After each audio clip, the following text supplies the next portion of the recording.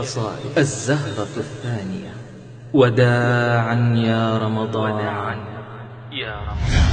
تنصف الشهر ولهفاه وانهدما، واختص بالفوز بالجنات من خدما، وأصبح الغافل المسكين منكسرا مثلي، فوا ويحه يا عظم ما حرم.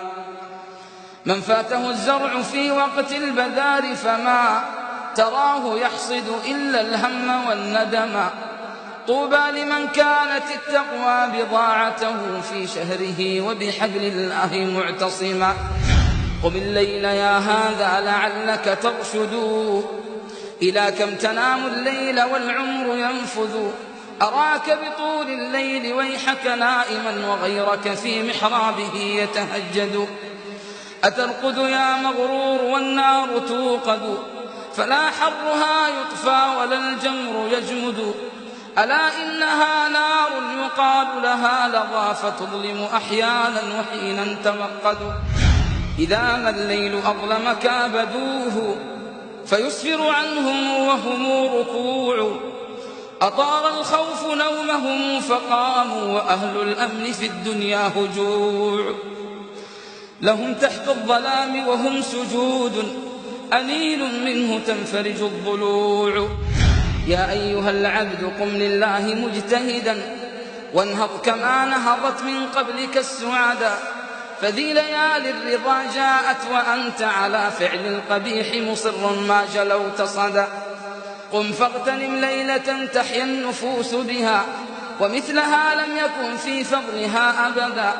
طوبى لمن مرة في العمر أدركها، ونال منها الذي يبغيه مجتهدا.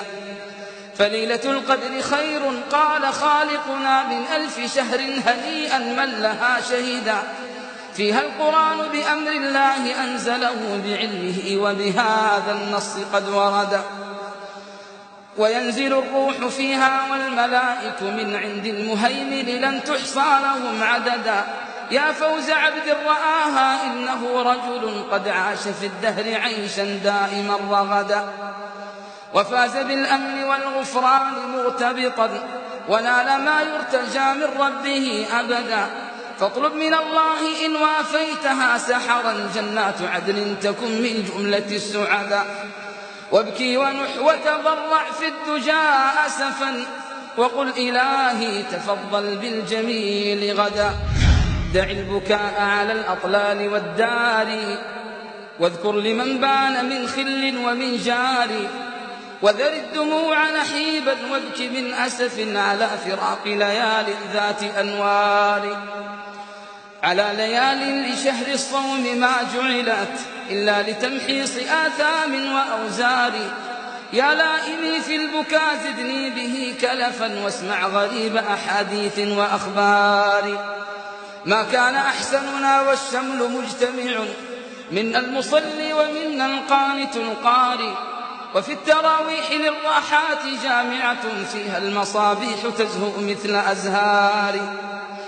شهر به ليلة القدر التي شرفت، حقا على كل شهر ذات أسرار. تنزل الروح والأملاك قاطبة، بإذن رب غفور خالق باري.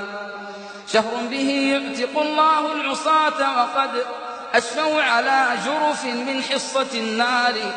فابكوا على ما مضى في الشهر، واغتنموا ما قد بقي، فهو حق عنكم جاري. لئن كنت يا شهر الصيام منورا لكل فؤاد مظلم وجنان، تعبد فيك المسلمون فأقبلوا على ذكر تسبيح ودرس قرآن. فيا أسفا حزنا عليك وحرقة تزيد على الأعوام كل أوان. فيا أيها الشهر المبارك كن لنا شفيعا إلى ديان كل مدان. إذا نشر الأموات للحسر ربنا، ونادى المنادي هاتفا بفلان. وقال لنا الجبار جل جلاله هلموا إلينا أيها الثقلان. هنالك تعطى كل نفس كتابها، فويل لمن زلت به القدمان. ترحلت يا شهر الصيام بصومنا، وقد كنت أنوارا بكل مكان. لئن فنيت أيامك الزهر بغتة فما الحزن من قلبي عليك بفاني عليك